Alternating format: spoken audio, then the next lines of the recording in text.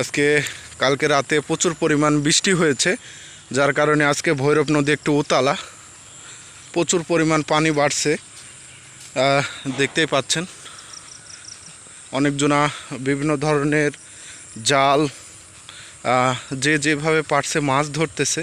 যেহেতু আজকে ভৈরব নদী একটু স্রোত আছে, আমরা সেটাই দেখার জন্য আসছি ভৈরব নদীতে।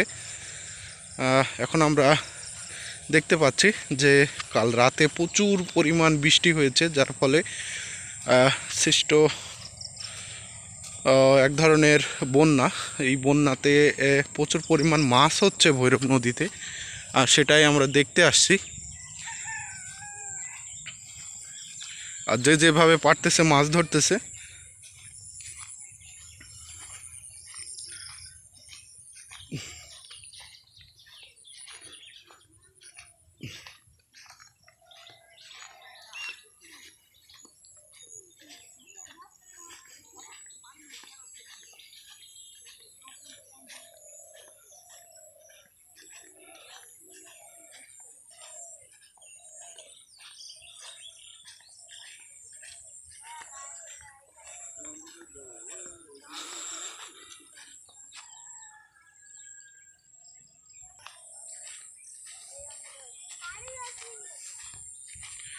যে যেভাবে পারছে মাছ ধরতেছে।